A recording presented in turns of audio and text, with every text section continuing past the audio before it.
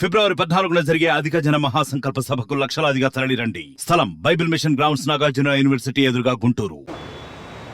ఆంధ్రప్రదేశ్ రాష్ట్ర రాజకీయాల్లో కీలకమైనటువంటి మార్పులు సాధించుకుంటున్నారు. రాష్ట్ర రాజకీయాల్లో అనడానికంటే కూడా రాష్ట్ర రాజకీయ పార్టీల్లో అని కూడా చెప్పచ్చు.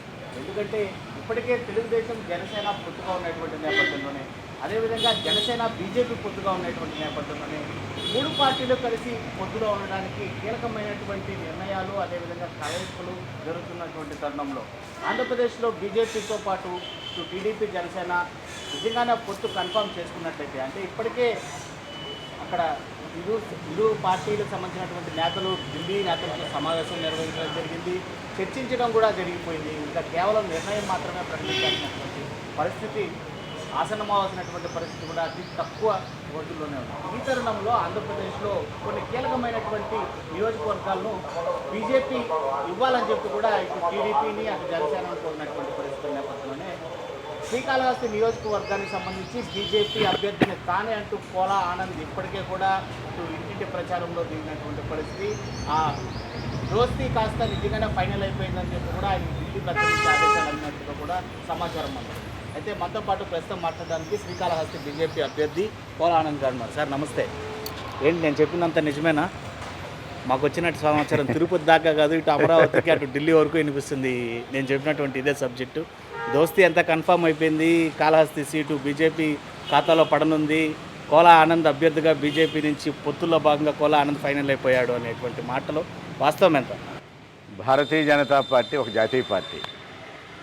అది ఏ గల్లీలోనూ రాష్ట్ర స్థాయికి సంబంధించిన పార్టీ కాదు. అంటే ఈరోజు భారతీయ జనతా పార్టీ ఒక భారతదేశంలోనే కాదు, ప్రపంచంలో అతిపెద్ద పార్టీ. అంటే మనం చూస్తున్నాం గత కొద్ది సంవత్సరాలుగా నరేంద్ర మోడీ గారి నాయకత్వంలో ఈ దేశంలో ఒక అద్భుతమైనటువంటి మార్పు రావడం జరిగింది. ప్రపంచంలోనే భారతదేశానికి ఒక ప్రత్యేకమైన గుర్తింపు రావడం జరిగింది. మళ్ళీ కూడా 2024 రేపు ఏప్రిల్లో జరిగేటువంటి ఎన్నికల్లో మరి నరేంద్ర మోడీ గారి నాయకత్వంలో ఈ దేశంలో దగ్గర ఎన్డీఏ కూటమికి 400 స్థానాలు వస్తున్న పరిస్థితి మనం చూస్తున్నాం. అంటే నిన్నటి రోజు అమిత్ షా గారు కూడా, గౌరవనీయులు పెద్దలు హోంమంత్రి వర్యులు అమిత్ షా గారు ఒక స్టేట్మెంట్ ఇవ్వడం జరిగింది. ఈ దేశంలో కొన్ని కారణాల వల్ల మా మిత్రపక్షంలో ఉన్నటువంటి పార్టీలు కొంచెం దూరమైనాయి, ఆ పార్టీలన్నీ కూడా ఇప్పుడు మాకు దగ్గర అవ్వమని చెప్పి మేము కూడా వాళ్ళని ఆహ్వానం పలకడం జరిగిందని స్వయాన అమిత్ షా గారే చెప్పడం జరిగింది. అంటే దీన్ని బట్టి ఏంటంటే, అంటే మా దగ్గర నుంచి మేమైతే వెళ్ళిపోమని లేదు, వారు కొన్ని కారణాలతో, వాళ్ళు రాష్ట్రంలో ఉన్నట్టు కొన్ని కారణాలతో వాళ్ళు మా దగ్గర నుంచి కొంచెం దూరం అయ్యేటటువంటి పరిస్థితి వచ్చింది. అయినా కూడా వాళ్ళు అర్థం చేసుకున్నారు.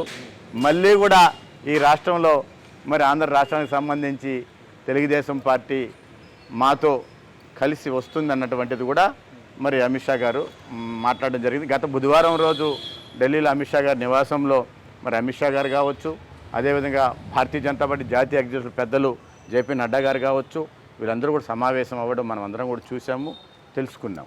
కానీ రాష్ట్రానికి వచ్చేటప్పటికి రాష్ట్ర అధ్యక్షురాలు శ్రీమతి దగ్గుబాటి పురంధరేశ్వరి గారు కావచ్చు, ఇంకా రాష్ట్ర పెద్దల పార్టీలో ఉన్న అందరూ కూడా మరి దీని మీద, అంటే ఇక్కడ మా పార్టీ విషయానికి వస్తే ఏమవుతుందంటే, రాష్ట్రంలో ఏమీ ఉండదు. అన్నీ ఏ నిర్ణయం తీసుకోవాలన్నా కూడా కేంద్ర నాయకత్వమే కేంద్ర పార్టీని. భారతీయ జనతా పార్టీ ఒక లక్షణం అది. ఈడ ఒక స్టేట్మెంట్ ఇచ్చేయడం, అక్కడ ఒక స్టేట్మెంట్ ఇచ్చేయడం, ఇట్లాంటివన్నీ కూడా భారతీయ జనతా పార్టీలో ఉండదు. ఏ చిన్న స్థాయి నాయకుడి నుంచి కూడా పెద్ద స్థాయి వరకు కూడా రాష్ట్రంలో నాయకులు కూడా మాకు పొత్తుల గురించి మాట్లాడేటువంటి పరిస్థితి కావచ్చు, పొత్తుల గురించి తీసుకునే నిర్ణయం కావచ్చు, మాకు ఎలాంటిది ఉండదు.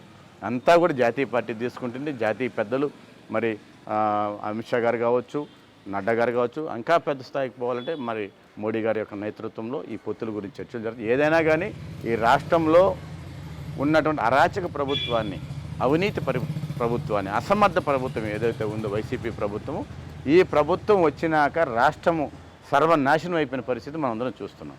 మేము చెప్తూనే వస్తున్నాం ఫ్రమ్ ద బిగినింగ్. అంతకుముందు కన్నా లక్ష్మీనారాయణ రాష్ట్ర అధ్యక్షులుగా ఉన్నప్పుడు ఒక్క జగన్మోహన్ రెడ్డి గారు ప్రమాణ స్వీకారం చేసిన 3వ రోజే అవినీతి ప్రారంభమే. అవినీతి అంటే ఏంటంటే ఇసుక మీదనే ఫస్ట్ అతి పెద్ద ధర్నా చేసింది ఏంటంటే భారతీయ జనతా పార్టీ.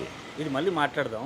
ఇప్పుడు మీరు చెప్పిందంతా అఫీషియల్ స్టేట్మెంట్, ఇదంతా నిజంగా పార్టీ ప్రాసెస్, ఆ డిగ్నిటీ అది మెయింటైన్ చేయడం అంతవరకు ఓకే.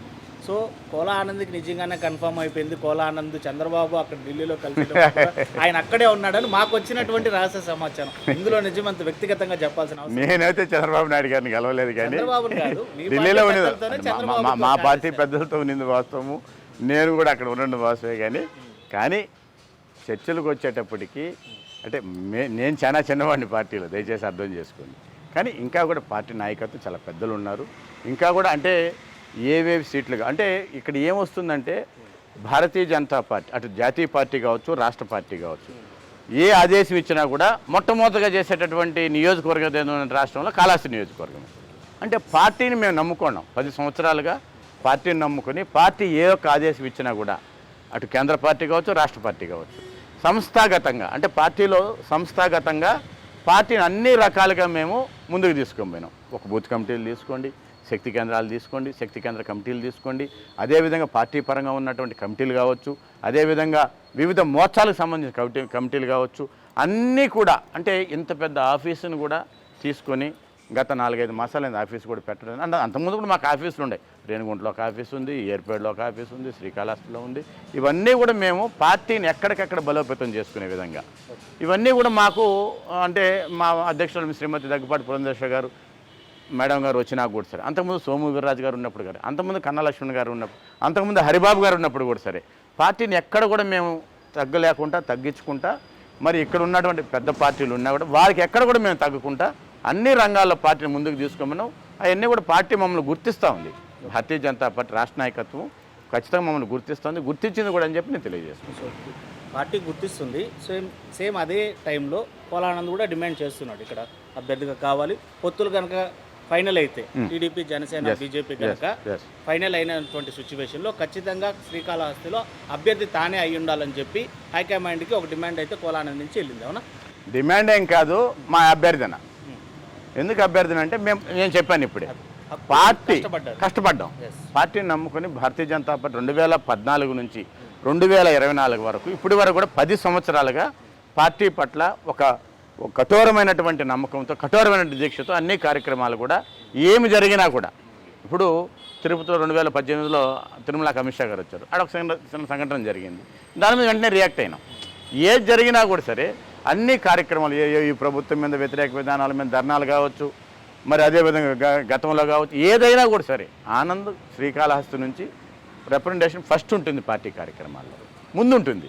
దాని పార్టీ నాయకత్వం కూడా ఒరే అక్కడ ఉంది, పార్టీ ఉంది, మనం కూడా పార్టీలో నమ్ముకొని నేనుగా ఆనందం ఉన్నాడు, మనం కూడా న్యాయం చేయలాంటి పరిస్థితి మా పార్టీ పెద్దలందరిలో కూడా కలిగింది. ఖచ్చితంగా మంచిగా జరుగుతుందని చెప్పి అంటే పొత్తులు అన్న విషయానికి వచ్చేటప్పటికి ఏ ఆనంద వలనో ఏ రాష్ట్రంలో కాదు, కానీ పైనుంచి అడుగుతారు మా రాష్ట్ర అధ్యక్షురాలని, పార్టీ అధ్యక్షురాలని, అదేవిధంగా సంస్థాగత సంఘటన మహామంత్రి శ్రీ మధుకర్ గారిని, వీళ్ళందరినీ కూడా పార్టీ పెద్దలు సలహాలు తీసుకుంటారు. అన్ని రకాలుగా అంటే నేను కూడా వింటున్నాం, చూస్తున్నాం. మరి ఖచ్చితంగా కాళహస్తి అన్ని రకాల్లో ఏడు తీసుకున్నా కూడా వాళ్ళు అయితే కాళహస్తి ఉండాలన్నటువంటిది పెట్టున్నారు. అంటే ఇక్కడ కూడా ఏంటంటే మిగతా పార్టీలు కూడా అంటే జనసేన కావచ్చు, తెలుగుదేశం కావచ్చు, ఒకవేళ పొత్తులు అయితే భగవంతుడి ధర్మం పొత్తులు అయితే కూడా వారందరూ కూడా మంచిగానే మన మీద అంటే నేను వాళ్ళంతా కూడా మంచిగానే ఉన్నటువంటి వ్యక్తిని, నేను ఎవరితో కూడా విరోధం పెట్టుకుని, కానీ ఉంటాయి వ్యక్తిగతంగా ఏమి ఉండదు. ప్రభుత్వ పరంగా ఈ రాష్ట్రంలో కాళహస్తి నియోజకవర్గంలో వ్యతిరేక విధానాలు ఏదన్నా ఉంటే దాన్ని పూర్తిస్థాయిలో వ్యతిరేకిస్తాం. దాంట్లో కాంప్రమైజ్ లేదు. వారు ఎలాంటి తప్పుడు నిర్ణయం తీసుకున్నా, మరి మా ఆలయానికి చెడ్డ పేరు తీసుకొచ్చినా, మా కాళహస్తి నియోజకవర్గం చెడ్డ పేరు తీసుకొచ్చే కార్యక్రమాలు ఉంటే మొదటగా గలం ఇప్పేది భారతీయ జనతా పార్టీనే, కోలా ఆనంద్. దీని ఎక్కడ కూడా ఈ విషయంలో మేము కాంప్రమైజ్ అయ్యే పరిస్థితి ఉండదు. ఖచ్చితంగా దాన్ని ఎదుర్కొనేటువంటి పరిస్థితి ఉంటుంది. కాబట్టి దాన్ని కూడా పార్టీ నాయకత్వం మమ్మల్ని గుర్తిస్తుందని చెప్పి తెలియజేస్తుంది. ఇవాళ రాష్ట్ర వ్యాప్తంగా రాష్ట్ర కార్యవర్గం కావచ్చు, లేదా బీజేపీ సీనియర్ లీడర్స్ కావచ్చు, అందరూ కూడా వైసీపీని అనాలని అంటున్నారా, లేకపోతే నిజంగానే కాంగ్రెస్ చెప్తున్నట్లుగా ఏదైతే మిత్రపక్షమే మీకు మనకి వైఎస్ఆర్సీపీ ఉంది, ఏదో అనాలని చెప్పి తుతు మంత్రంగా మాట్లాడుతున్నారు అనేది కాంగ్రెస్ కావచ్చు, ఇతర పార్టీల బలమైనటువంటి వాదన, సిపిఐ, సిపిఎం, వామపక్షాలతో సహా. అణిగి మణిగి అంటే వాళ్ళంటే మనుగడ లేని పార్టీలు అనుకోండి. ఇటు సిపిఐ, సిపిఎం, వామపక్షం వాళ్ళు మనుగడ లేని పార్టీలు, వాటి గురించి మనం మాట్లాడుకోవాల్సిన పని లేదు. కానీ ఇక్కడ వచ్చేటప్పటికి అధికారము ఈ రాష్ట్ర ప్రజలు కూడా ఆలోచించుకోవాలి. అరే ఎందుకురా మనం వైసీపీ ప్రభుత్వాన్ని జగన్మోహన్ రెడ్డి అనే వ్యక్తిని ఏం చూసి ఓట్లు వేస్తున్నాం, మనం ఎందుకు ఓట్లు వేసాం? పొలోనేసారు, 150 స్థానాలు ఆయనకి ఇచ్చారు. ఎందుకంత ఇవ్వాలా? ఏం అవసరము, ఏం చేసేసాడు జగన్మోహన్ రెడ్డి, అది కల్లారా ప్రజలు కూడా చూశారు. మాకంటావా, మాకు మిత్రపక్షమే కాదు వైసీపీ ప్రభుత్వం. మా ఆలోచనలు వేరు, మా విధానాలు వేరు, మా పాలన వేరు. కానీ ఇక్కడ ఈ ఆలోచనలు వేరు, విధానాలు వీళ్ళేముంది, దోపిడీ, దుర్మార్గం, రౌడీజం, గూండాయిజం తప్ప. నరేంద్ర మోడీ గారు ఈ దేశానికి ప్రధానమంత్రి, ఈ దేశంలో దగ్గర 18 రాష్ట్రాల్లో మేము అధికారంలో ఉన్నాం. ఎన్డీఏ భాగస్వామ్యంతో ఇంకొక 4-5 రాష్ట్రాలు ఈ దేశంలో అధికారంలో ఉన్నాం. ఎక్కడైనా కానీ ఇట్లాంటి పాలన ఉందా, పరిపాలన ఉందా? మేమెందుకు మోయాలి? మాకేం అవసరం ఉంది? మాకు ఇప్పుడు ఆయన మద్దతుతో మేమన్నా ఉన్నామా? మాకే కావాల్సినంత మద్దతు ఉంది. ఈ దేశ ప్రజలు నరేంద్ర మోడీ గారి నాయకత్వాన్ని ఆస్వాదించి 2019 జరిగిన ఎన్నికల్లో ఈ దేశంలో అతిపెద్ద పార్టీగా భారతీయ జనతా పార్టీ 303 స్థానాలు అవతరించింది. మరి మా కూటమి తీసుకుంటే 350 స్థానాలు దగ్గర వచ్చి ఇప్పుడు 400 స్థానాలకు పైబడి మా ఎన్డీఏ కూటమి వస్తూ ఉంది. అంటే ఇవన్నీ కూడా ఇప్పుడు మాట్లాడుతున్నటువంటి మీరైతే వామపక్షాలు చెప్పారు, కాంగ్రెస్ చెప్పారు, వాళ్ళ మనుగడ లేదు, వాళ్ళ మనుగడ కోల్పోయింది. భారతదేశంలో వాళ్ళు కాంగ్రెస్ పార్టీకి ఎవరైనా ఓటేసే పరిస్థితి ఉందా?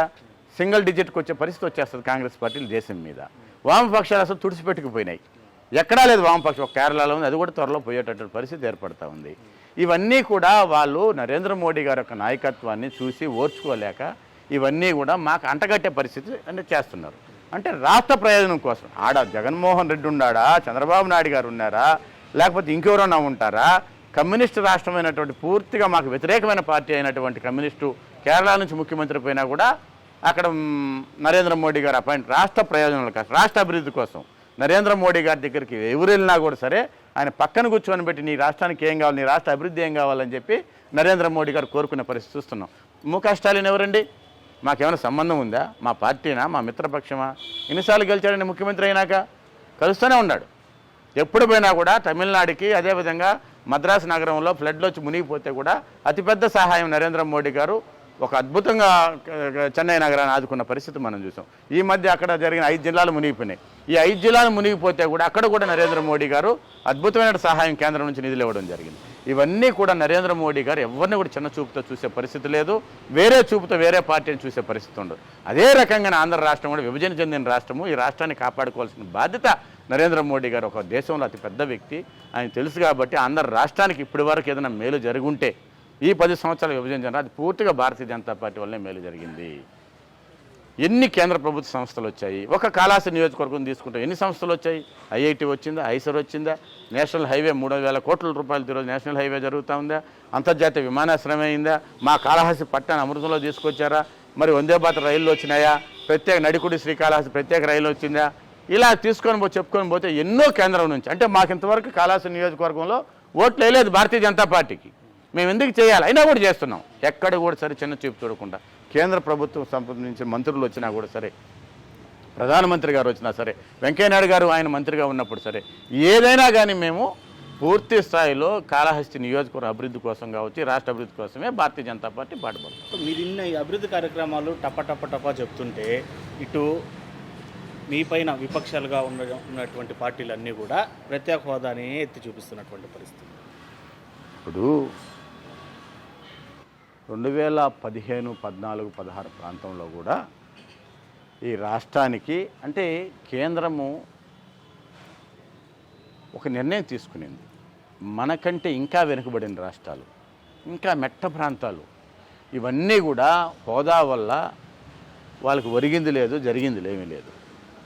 కానీ హోదా అనేటటువంటిది చెప్పేసి రాష్ట్రం లేదు, హోదా కంటే మించినటువంటి ప్యాకేజీ కావాలని చెప్పి ఆ రోజుల్లో మరి అప్పుడున్నటువంటి తెలుగుదేశం ప్రభుత్వము, చంద్రబాబు నాయుడు గారు వారు ఆలోచించి ఇది మంచి ప్యాకేజు, ఈ ప్యాకేజ్ వల్ల రాష్ట్రానికి అభివృద్ధి చెందుతుంది, ఈ ప్యాకేజ్ వల్ల రాష్ట్రం బాగుపడుతుంది అన్న ఉద్దేశంతో ఆయన కూడా చంద్రబాబు నాయుడు గారు ఒప్పుకోవడం జరిగింది. కానీ అది వచ్చేటప్పటికి ఏమైందంటే రాజకీయం చేసినారు. పాపం ఆ రాజకీయంలో కూడా పెద్దలు పాపం సీనియర్ నాయకులు చంద్రబాబు నాయుడు గారు కూడా కొంతవరకు పాపం తగ్గాల్సి వచ్చింది. అంతేగాని దానివల్ల ఏమీ లేదు. ఇప్పటికేమైనా ఆగిపోయినాయా? ఈ ప్రభుత్వం వచ్చినాక, వైసీపీ ప్రభుత్వం వచ్చినాక మరి వాళ్ళు ఏమన్నా హోదా గురించి మాట్లాడారా, ఏ పొద్దున్న అడిగారా అంటే వాళ్ళకి ఏం కావాలన్నా కూడా వేలాది కోట్లు, లక్షలాది కోట్లు వాళ్ళు అడిగిన వెంటనే ఈ రాష్ట్రానికి అటు ప్రధానమంత్రి నరేంద్ర మోడీ గారు కావచ్చు, అమిత్ షా గారు కావచ్చు, కేంద్ర మంత్రి నిర్మలా సీతారామన్ గారు కావచ్చు, వెంటనే ఏం కావాలన్నా కూడా ఇప్పటి వరకు మీరు కూడా దయచేసి మీడియా వారు, ఈ యొక్క ఛానల్ వీక్షిస్తున్న ప్రేక్షకులందరూ కూడా అర్థం చేసుకోండి. ఇప్పటి వరకు నరేంద్ర మోడీ గారి ప్రభుత్వం భారతీయ జనతా పార్టీ రాష్ట్రాన్ని ఆదుకునింది. దీంట్లో ఎలాంటి సందేహం లేదు. వీళ్ళు చేస్తున్నది మా ప్రభుత్వం మేమిచ్చేటువంటి పథకాలు లక్షలాది కోట్ల రూపాయలకి వాళ్ళ పేర్లు మార్చుకొని వాళ్ళ స్టిక్కర్లు మార్చుకొని వేసుకున్నారు తప్ప ఈ రాష్ట్రంలో ఏమీ లేదు. ఈ రాష్ట్రాన్ని ఆదుకుంటున్నది, ఆదుకోబోయేది, ఇంకా కూడా ఎక్కువ స్థాయిలో సహాయం జరగబోయేది ఒక్క నరేంద్ర మోడీ గారి వల్ల, భారతీయ జనతా పార్టీ వల్ల అంతా నేను తెలియజేస్తాను. ఇవాళ రాష్ట్రంలో ఉన్నటువంటి వైఎస్ఆర్సీపీ అధికారంలో ఉంది. మరోవైపు రాజ్యసభకి ఎన్నికలు షెడ్యూల్కి సిద్ధమవుతున్నటువంటి పరిస్థితి. కావాల్సినటువంటి మెజారిటీ ఎమ్మెల్యేలు ఉన్నారు రాజ్యసభ స్థానాలను వాళ్ళు గెలుపొందించుకోవడానికి. అవన్నీ వదిలిపెట్టి మీరు తెలుగుదేశం పార్టీ, జనసేన ఇంతవరకు అధికారంలో లేవు, అధికారం కోసం తిరిగి పోరాడుతున్నటువంటి పార్టీలతో ఎందుకు జట్టకట్టాల్సినటువంటి అవసరం ఏర్పడింది? జాతీయ పార్టీ మీకు ఎవరైనా కూడా మద్దతు తెలిపేటువంటి పరిస్థితి ఉంటుంది. ఇదే వైఎస్ఆర్సీపీ అయినా, టీడీపీ అయినా, జనసేన అయినా అధికారంలో ఉన్న పార్టీని వద్దనుకొని ఎందుకు టీడీపీ, జనసేన? అంటే 2014లోనే భారతీయ జనతా పార్టీ, జనసేన పార్టీ, పవన్ కళ్యాణ్ గారు, చంద్రబాబు నాయుడు గారు, తెలుగుదేశం పార్టీ కలిసి ముగ్గురంతోనే అలయన్స్లోనే ఆ రోజు ఈ రాష్ట్రంలో అధికారం రావడం జరిగింది. అవునా కదా? మరి వాళ్ళు నేను తెలియజేశాను ఇప్పుడే, పవన్ కళ్యాణ్ గారు ఆయన కూడా పాపం ఆలోచించు ఆయన కూడా ఈ హోదాను పట్టుకొని ఆయన మా నుంచి దూరం అయినాడు. అదే ఉద్దేశంతో చంద్రబాబు నాయుడు గారు కూడా వారు కూడా మా ఎన్డీఏ నుంచి దూరం అయినారు. దాని తదుపరి వెంటనే 2019 అధికారం రెండో పర్యాయం భారతీయ జనతా పార్టీ అధికారంలోకి వచ్చిన వెంటనే 2020లో మళ్ళీ కూడా ఎన్డీఏలోకి పవన్ కళ్యాణ్ గారిని ఆహ్వానించడం, ఆయన వచ్చేయడం జరిగింది. అప్పటి నుంచి కూడా ఇప్పుడు చిన్న భేదాభిప్రాయం లేకుండా ఆయన మాతోనే కొనసాగుతుంది, మాతోనే జరుగుతూ ఉంది. పవన్ కళ్యాణ్ గారు ఒకటే మాట ఇచ్చారు, ఈ రాష్ట్రంలో ఈ అవినీతి ప్రభుత్వానికి వ్యతిరేకంగా చీలేటటువంటి ఒక్క ఓటు కూడా చీలనేను అని ఎప్పుడో 1 సంవత్సరం, 1.5 సంవత్సరం క్రితం ఆయన ఎక్కడ బహిరంగ సభ పెట్టి మన శ్రీకాకుళం జిల్లాలోనో ఎక్కడో పెట్టి ఆయన చెప్పడం జరిగింది. అప్పుడే ప్రజలు ఇలా ఆలోచనలో పడ్డారు. అప్పటి నుంచి కూడా ఆయన అంటే ఈ ప్రభుత్వము, ఈ రాష్ట్ర ప్రజలు పాపం రాజశేఖర్ రెడ్డి గారు ఒక మంచి ప్రభుత్వాన్ని నడిపారు ఈ రాష్ట్రంలో. మరి అదే రకంగా ఆయన పుత్రుడైనట్టు జగన్మోహన్ రెడ్డి గారు నడుపుతారు అని చెప్పి మరి ఈ రాష్ట్ర ప్రజలు కూడా మోసపోయి పాపము అమాయక ప్రజలందరూ కూడా అమాయకంగా జగన్మోహన్ రెడ్డి గారికి అంత తీర్పు ఇవ్వడం జరిగింది. దాని తర్వాత తెలిసింది జగన్మోహన్ రెడ్డి గద్దెక్కడమే ఈ రాష్ట్రంలో అవినీతి మనం చూసాం. లిక్కర్ స్కామ్ అతిపెద్ద స్కామ్ భారతదేశంలో. అంటే లిక్కర్ తయారు చేసేటప్పటి నుంచి కూడా మూత నుంచి అన్నీ కూడా జగన్మోహన్ రెడ్డి గారి సొంత కంపెనీలు. దాంట్లో పోసే లిక్కర్ కూడా మందు కూడా కల్తీ.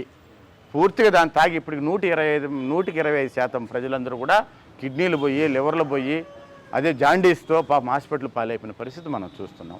అదేవిధంగా శాండు విపరీతమైనటువంటి దోపిడీ, వేలాది కోట్లు కాదు లక్షలాది కోట్లు శాండ్లో దోపిడీ చేసినారు, మట్టిలో దోపిడీ చేశారు. అదే రకంగా భూ కబ్జాలు చేశారు. ఏదైతే ప్రభుత్వానికి డీకేటీ భూమి ఉందో ఈ భూమిని ప్రభుత్వమే కొనుగోలు చేస్తుంది. అక్కడ ఉన్నటువంటి లోకల్ శాసనసభ్యుడు కొనుగోలు చేస్తాడు. రే ఒక రైతుని పిలుస్తాడు, రే నీకు 10 ఎకరాలు ఉంది, డీకేటీ ఉంది, నీ భూమి ఎంత ఎకరా? అయ్యా 3 లక్షలు 4 లక్షలు పోతుంది, వద్దు నేను 18 లక్షలు ప్రభుత్వం కొనుగోలు చేస్తాను, నీకు 50 నాకు 50 అంటే 18 అంటే ఎంత? 3 లక్షలు 4 లక్షలు పెట్టేటువంటి ఎకరా భూమిని ప్రభుత్వమే 18 లక్షలు కొనుగోలు చేసి నీకు 9 లక్షలు నాకు 9 లక్షలు అని ఈ రాష్ట్రంలో ఇంకా పెద్ద దోపిడీ జరిగింది డీకేటీ భూముల మీద. దాని తర్వాత వస్తే ఇంకా ఎర్రచందనం, రెడ్ శాండిల్ దోపిడీ, గంజాయ, పూర్తిగా గంజాయి అన్నటువంటిది యువత అంతా కూడా ఈ ప్రభుత్వం వచ్చినాక 2019 నుంచి ఇప్పటి వరకు ఎక్కడ పోయినా గంజాయి, ఫ్రీ గంజాయి ఆంధ్ర రాష్ట్రంలో.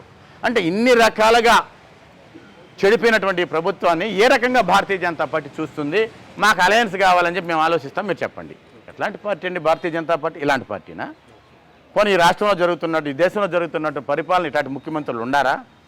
ఇవన్నీ కూడా ఒక నరేంద్ర మోడీ గారు, ఈ దేశానికి ప్రపంచానికి ఆదర్శమైన నరేంద్ర మోడీ గారు ఇట్లాంటి వ్యక్తులతో అలయన్స్కి పోతాడా?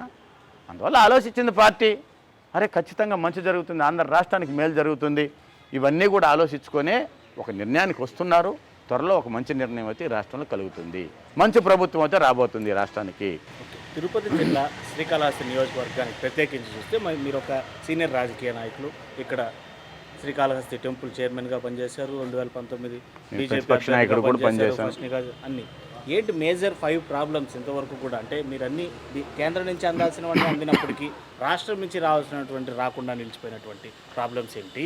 పోలా ఆనంద్ నిజంగానే అభ్యర్థిగా నిలబడేటువంటి పరిస్థితుల్లో 2024లో గెలుపొందిన తర్వాత ఇప్పుడు మీరు ఏదైతే ఈ సమస్యలు చెప్తున్నారో ఖచ్చితంగా నెరవేర్చగలుగుతాను అని ఖచ్చితంగా చెప్పాలి.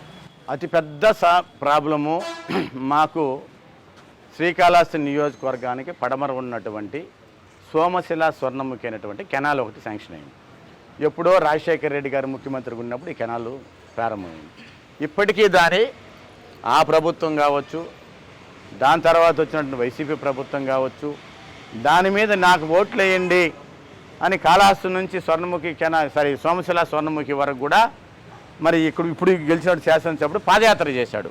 నా కోట్లేసి నేను ఎమ్మెల్యేగా గెలిచినాక వెంటనే నేను కాలువ తీసుకొస్తాను, నీళ్ళు తీసుకొస్తానని చెప్పి కొన్ని వేల ఎకరాలు దాని కింద సస్యశ్యామలమైనటువంటి పరిస్థితి. ఎందుకంటే మా పడమరపల్లి అంటే కొండ కింద వెంగడగిరి కావచ్చు, రాపూర్ కావచ్చు, ఆడ నుంచి అట్టే తీసుకొని పోయి ఏర్పాడు మండలం కావచ్చు, స్వర్ణముఖిలో కలుస్తుంది. నేను సస్యశ్యామలం ఇంతవరకు ఆడపోయి జేసీబీ పెట్టిన తవ్విన పరిస్థితి కూడా లేదు. ఆడ జరిగింది. ఖచ్చితంగా నేనైతే పూర్తి చేయగలుగుతాను, దాంట్లో ఎలాంటి అనుమానం లేదు. నేను మాట ఇస్తే తప్పే పరిస్థితి లేదు. నేను గత 30 సంవత్సరంగా శ్రీకాళహస్తిలోనే తిష్టేసుకొని నేను ఆడ నుంచో రాలా, కాళహస్తిలోనే పుట్టా, కాళహస్తిలోనే పెరిగా, కాళహస్తిలోనే రాజకీయం నేర్చుకున్నా. మున్సిపాలిటీ నుంచి అదేవిధంగా ఒక టెంపుల్ చైర్మన్ నుంచి ఈరోజు రాష్ట్ర నాయకత్వం వరకు కూడా నేను చూస్తున్నటువంటి వ్యక్తిని. అన్నీ చూశాను. ప్రతి గ్రామంలో ఉన్న సమస్య నాకు తెలుసు ఈ నియోజకవర్గంలో. అదే రకంగా బెల్ కంపెనీ వచ్చింది.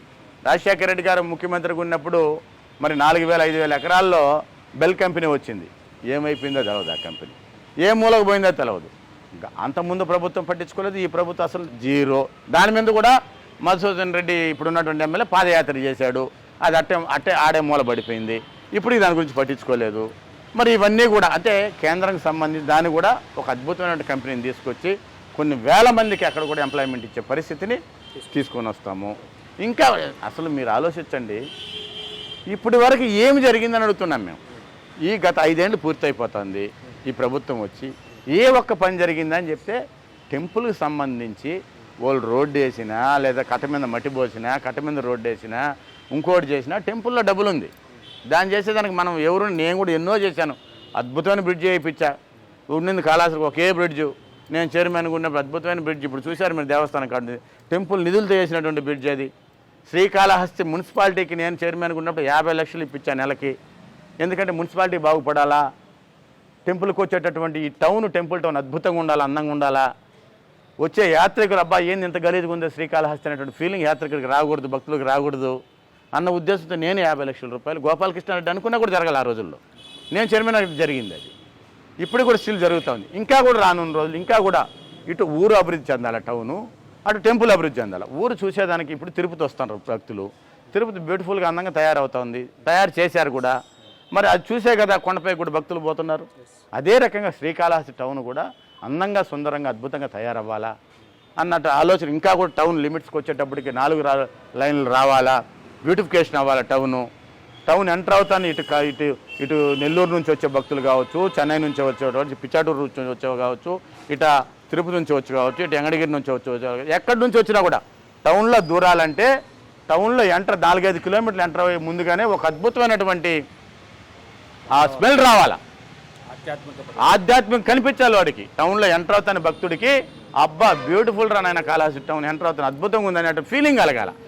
బైపాస్లో వెళ్ళిపోయే భక్తుడు కూడా వచ్చి స్వామిని దర్శనం చేసుకోవాలా. అంటే ఆ స్థాయిలో అభివృద్ధి చేయాలి. నేను నిజం చెప్తున్నా, ఎవరినైనా ఈ ప్రతిపక్షం ఉన్న పార్టీ ఏ నాయకుడని రమ్మని చెప్పు. నేను చైర్మన్గా ఉన్నప్పుడు కాళహస్తి కూడా అంతకుముందు కూడా దేవుడు ఉన్నాడు, కాళహస్తి విశ్వడు ఎక్కడికి పోలేదు. అంతకుముందు కూడా చాలామంది ఎమ్మెల్యేలు ఉన్నారు, అంతకుముందు చాలామంది చైర్మన్లు పనిచేశారు. కాళహస్తి టెంపుల్ అభివృద్ధిలో కోలానంద కీలక పాత్ర. ఒక ఎంప్లాయ్మెంట్ కావచ్చు, అదేవిధంగా టెంపుల్ డెవలప్మెంట్ కావచ్చు, నేను కట్టినటువంటి అడ్మినిస్ట్రేషన్ బిల్డింగే కావచ్చు, ఏ రకంగా తీసుకున్న రూములు కావచ్చు, ఇంకా పోతే ఆ యొక్క రోడ్డు డెవలప్మెంట్ కావచ్చు, సన్నిధి వీధి కావచ్చు, ఇంకా అన్ని రహదారులు 4 రహదారులకు సంబంధించి ఆర్చీలు కావచ్చు. అంటే ఇవన్నీ నాకు ఒక ఆలోచన ఉంది. ఇవన్నీ కూడా నేను ఫుల్ఫిల్ చేశాను. భక్తులు ఉనింది టెంపుల్ యాడబుల్. నేను వచ్చినాక అంతకుముందు ఆదాయం ఏంటి, నేను దిగేటప్పుడు ఎంత ఆదాయంతో ఉంది, ఇది ఒకటి క్యాలిక్యులేట్ చేసుకోవాలి ఎవరైనా కానీ. నేను అధ్యక్షుడిగా పాలక మండలి అధ్యక్షుడు ఉన్నప్పుడు ఆ రోజు 2005 ముందు ఎంత వరకు ఉంది, 2008లో కోలానం దిగేటప్పుడు ఎంత ఉంది, ఇవన్నీ కూడా మా బ్యారేజ్ చేసుకోవడం ఇప్పుడు ఎవరికైనా కూడా నేను చెప్పేది. ఇవన్నీ అభివృద్ధి అంటే అదంటాను నేను. ఒక ఎమ్మెల్యే అయినా, ఒక వార్డు కౌన్సిలర్ అయినా, ఒక సర్పంచ్ అయినా, ఒక ఎంపీటీసీ అయినా, జడ్పీటీసీ అయినా, ఒక మున్సిపల్ చైర్మన్ అయినా, ఎవరికైనా కానీ ఆ బాధ్యత రావాలి. ప్రజలు మనల్ని నమ్మి ఓట్లు వేసినప్పుడు ఖచ్చితంగా నీకు ఆ కమిట్మెంట్ ఉండాలంటాను నేను. ఆ కమిట్మెంట్ అలా చేసి చూపిస్తాను అంటున్నాను నేను. శ్రీకాళహస్తి నియోజక ప్రజలకి ఖచ్చితంగా ఒక అద్భుతమైనటువంటి ఈ దోపిడీను, ఈ రౌడీయిజము, ఈ గుండాయిజాలో, ఈ ఈ ఈ ఆస్తుల మధ్యస్థాలో, ఈ డీకేటలు కుటేయడము, ఇవన్నీ కోలాన చరిత్రలో నా గేటు కాడికడుగా రానిను నేను ఇవన్నీ కూడా. చివరిగా ఒక ప్రశ్న సార్, ఇప్పుడు పొత్తులు కన్ఫర్మ్ అయిపోయి మీరు అభ్యర్థిగా ఫైనల్ అయిపోయి ఎలక్షన్ షెడ్యూల్ కూడా విడుదలైపోయినటువంటి పరిస్థితులు, ఇప్పటికే మీ మిత్రపక్షమైనటువంటి టీడీపీ, జనసేన ఎవరికి వాళ్ళు మేమే అభ్యర్థులమని ఆశ పెట్టుకుంటున్నటువంటి పరిస్థితి. సో వాళ్ళని కలుపుకొని వెళ్ళడం కత్తిమైన సామలాగా ఉంటే విషయం. సో ఏ విధంగా వాళ్ళని కత్తి మీద సాంగ్ కాదు బ్రదర్, మీరు కూడా ఆలోచించాలా. ఇది కామన్ శత్రువు మాకు వైసీపీ పార్టీ. అందరి అజెండా ఏంటి? జగన్మోహన్ రెడ్డి ఓడిపోవాలా, శ్రీకాళహస్తిలో మధుసూదన్ రెడ్డి అవినీతి అయిపోయింది, కాళహస్తి కొన్ని వేల కోట్ల కాళహస్తిలో దోపిడీ జరిగిందని చెప్పి మాకు రేపు రాబోయే మిత్రపక్షం అనుకుందాం, మాకున్నటువంటి మిత్రపక్షం జనసేన కావచ్చు, రేపు రాబోయేటువంటి మిత్రపక్షం తెలుగుదేశం కావచ్చు, అందరి అజెండా ఒకటే, ఆ అవినీతి ప్రభుత్వాన్ని, ఆ అవినీతి ఎమ్మెల్యేని తరివేయాలా. ఇదే కదా మా కామన్ ఎజెండా. దీంట్లో అందరూ అంటే మీరు రాకపోతే ప్రజలే బుద్ధి చెప్తారు మనకి. అది ఆనంద్ అయినా, ఇంకో జనసేన అయినా, ఆనంద్ బీజేపీ అయినా, జనసేన అయినా, టీడీపీ అయినా కూడా అరే వీళ్ళేదో లాలూచి పడుతున్నారు అన్నటువంటిది ప్రజలు ఖచ్చితంగా గ్రహిస్తారు. ఈరోజు ఏం అంత అమాయకంగా ఎవరు లేదు. ప్రజలు సోషల్ మీడియా వచ్చేసింది, అవేర్నెస్ విపరీతంగా ఉంది ప్రజల్లో, రాజకీయ అవేర్నెస్. మనకు చెప్తున్నారు వాళ్ళు పోతే, గ్రామాల మీద తిరుగుతూ ఉంటే మేము ప్రచారం చేస్తుంటే ప్రజలు చెప్తున్నారు అయ్యో ఇంత దోపిడీ, దాంట్లో ఎంత తినేసినారు, దీంట్లో ఎంత తినేసినారు. మాకు ప్రజలు వచ్చి పాపం ఒక పెద్ద ముసలాం నేను ముచ్చేవాళ్ళ రోజుల్లో పోతుంటే అయ్యా ఈ దేవుడా ఈ ప్రభుత్వం ఎప్పుడు పోతావు స్వామే నీలాంటి వాడు రావాల్సి అంటే మా కోసం చెప్పారా, ఆనంద మంచితనం చెప్పారా, మా అనుకున్నటువంటి ఈ యొక్క భారతీయ జనతా పార్టీని చూసి చెప్పారా, నరేంద్ర మోడీ గారిని చూసి చెప్పారా, ఏదైనా కానీ ప్రజలు ఒక నిర్ణయానికి వచ్చేసారు. ఈ ప్రభుత్వం అనేటటువంటిది రాష్ట్రంలో ఉండకూడదు, ఈ దుర్మార్గమైన పాలన. ఎన్ని కేసులండి, ఎంతమంది మీద కేసులు, ఎన్ని కేసులు పెడతారు చెప్పండి. నోరు తెరిస్తే పోలీస్ వ్యవస్థ ఈ యొక్క ప్రభుత్వంలో ఎంత దారుణమైన పరిస్థితి నాకు తెలిసిన రాజకీయ అనుభవంలో, ఈ స్వతంత్రం వచ్చి 70 సంవత్సరాలు మేము చూసినటువంటి అనుభవంలో ఇంత వర్స్ట్ పోలీస్ డిపార్ట్మెంట్ ఎప్పుడూ పనిచేయలేదు. అంటే వైసీపీ కార్యకర్తల్లాగా వైసీపీ కండువా వేసుకొని, వైసీపీ చొక్కా వేసుకొని బరి తెగించి అక్రమంగా అన్యాయంగా కొన్ని వేల మంది మీద, వందలాది కూడా కాదు, కొన్ని వేల మంది మీద SC/ST అట్రాసిటీ కేసులు శ్రీకాళహస్తి నియోజకవర్గంలో నమోదు చేశారు. ఏం సాధిస్తాం దానివల్ల? భయభ్రాంతులు చేసేది. ఎవడన్నా స్టేట్మెంట్ ఇచ్చాడంటే వాళ్ళ ఇంటి మీదకి పోయి దాడులు చేసేది, దౌర్జన్యం చేసేది, వాళ్ళని కొట్టేది, వీలే పోయి కొట్టి వీలే కేసు పెట్టి డబ్బులు తిన్నాడే పాపం కేసులు కోర్టులో ఉంటాడు, తలకాయ బాగా కొట్టించుకుంటాడు, ఇంకా కూడా పొడిపించుకొని ఉంటాడు, ఇంకా కూడా దెబ్బలు తిని ఉంటాడు. వాడి మీద కొట్టాడి మీద కేసు ఉండదు. కనీసం వాడిని అరెస్ట్ చేసిన పరిస్థితి ఎక్కడ కూడా 5 సంవత్సరాల్లో వైసీపీ కార్యకర్త అన్నటువంటి వాడిని అరెస్ట్ చేసి చూడలేదు, వాడిని జైలుకి పంపించిన పరిస్థితి అయితే కనిపించలేదు. అది. సో ఫైనల్గా రాష్ట్ర ప్రజలకు ఏం చెప్పబోతున్నారు? ఈ రాష్ట్ర ప్రజలకి దండం పెట్టి నేను వేడుకునేది ఒకటి, అందరము మంచి ప్రభుత్వాన్ని తీసుకొద్దాం, ఈ రాష్ట్రంలో ఈ అవినీతి ప్రభుత్వాన్ని పారదోలదాం. ఏదైతే మేము కోరుకునేది ఒకటి, ఒక్క అవకాశం ఈ రాష్ట్రంలో నరేంద్ర మోడీ గారికి మరొక అవకాశం ఇవ్వమని చెప్పి ఈ రాష్ట్ర ప్రజల్ని భారతీయ జనతా పార్టీ లాంటి ప్రభుత్వం డబుల్ ఇంజన్ సర్కార్ రావాలి. ఈ రాష్ట్రం అభివృద్ధి చెందాలంటే, ఈ రాష్ట్రం బాగుపడాలంటే నరేంద్ర మోడీ గారి నాయకత్వంలో, నరేంద్ర మోడీ గారి యొక్క ఆలోచనలతో, నరేంద్ర మోడీ గారి యొక్క నీతి నిజాయితీ పాలనతో ఈ రాష్ట్రంలో డబుల్ ఇంజన్ సర్కార్ రావాలి. దయచేసి ఈ రాష్ట్ర ప్రజలు, ఈ కాళహస్తి నియోజక ప్రజలు అందరూ కూడా పెద్ద మనసుతో ఆలోచించి ఎవరు చేయనటువంటి సాహసాలు ఈరోజు ఈ స్వతంత్రం వచ్చి భారతదేశంలో నరేంద్ర మోడీ తీసుకున్నటువంటి ఒక అద్భుతమైన సాహసాలన్నీ కూడా ప్రజలు గ్రహిస్తున్నారు, గమనిస్తున్నారు. అదే రకంగా రేపు వచ్చేటటువంటి ఎన్నికల్లో అటు పార్లమెంట్కి కావచ్చు, అసెంబ్లీకి కావచ్చు, భారతీయ జనతా పార్టీ అభ్యర్థుల్ని బలపరిచి మీరందరూ కూడా ఆశీర్వదిస్తారని చెప్పి కోరుకుంటున్నాను. ధన్యవాదాలు. Right sir, thank you. మీకు కూడా all the best. Thank you. So అది మొత్తం మీద ఏదైతే ఇప్పటికే జనసేనతో పొత్తులో ఉన్న బీజేపీ అతి తొందరలోనే ఇప్పటికే చర్చలు ముగింపుకు వచ్చాయి. పార్టీ అధినేతలు పెద్దలు నిర్ణయం మేరకు టీడీపీతో పొత్తు కూడా అతి తొందరలోనే ప్రకటన ఉండబోతుంది. అలా ఉన్నటువంటి పక్షంలో 3 పార్టీలు కలిసి ఉమ్మడి అభ్యర్థిగా శ్రీకాళహస్తిలో ఏదైతే ఇన్ని రోజులు సేవ చేశానో పార్టీకి, సో అదే ఆశతో డిమాండ్ అని కాదు, అభ్యర్థన అనుకోవచ్చు, కోరడం. అదేవిధంగా కేంద్రంలో ఉండేటువంటి పెద్దలు కూడా తనపైన ఉండేటువంటి గౌరవంతో ఆ అవకాశాన్ని కల్పించేటువంటి పరిస్థితి ఉంటుంది. ఏ రాజకీయ నాయకుడైనా పదవిలో ఉంటే ఆ పదవికి వన్యత ఇచ్చేటువంటి విధంగా సేవ చేయాలి తప్ప ఆ పదవిని అలంకారప్రాయంగానో లేదో అవినీతికి పాల్పడే విధంగానో చేసేటువంటి వ్యక్తిగా ఉండకూడదు. తాను అనుభవించినటువంటి ఇన్ని పదవులు ఉన్నప్పటికీ కూడా తాను ఏమాత్రం సేవ చేశానని శ్రీకాళహస్తి నియోజకవర్గ యావత్తూ తెలుసు. అలాంటి తనకు ఇక్కడ కనుక అవకాశం కల్పిస్తే ఇటు కాళహస్తి ప్రజలు అటు రాష్ట్ర ప్రజలు ఆశీర్వదించి ఇటు ఏపీ మొత్తం మీద డబుల్ ఇంజిన్ సర్కార్తో పాటు శ్రీకాళహస్తిలో తనకి ఒక అవకాశం కల్పించమని చెప్పి కూడా బీజేపీ అభ్యర్థి కొల ఆనంద్ కోరుతున్నటువంటి పరిస్థితి. వీడియో జర్నలిస్ట్ మణికంఠతో Lokesh reporting for TV, Srikalahasti. మరిన్ని వీడియోస్ కోసం ఛానల్ ని సబ్స్క్రైబ్ చేయండి. లేటెస్ట్ అప్డేట్స్ కోసం వాట్సాప్ ఛానల్ ని ఫాలో చేయండి. అండ్ లింక్ డిస్క్రిప్షన్ లో ఉంది.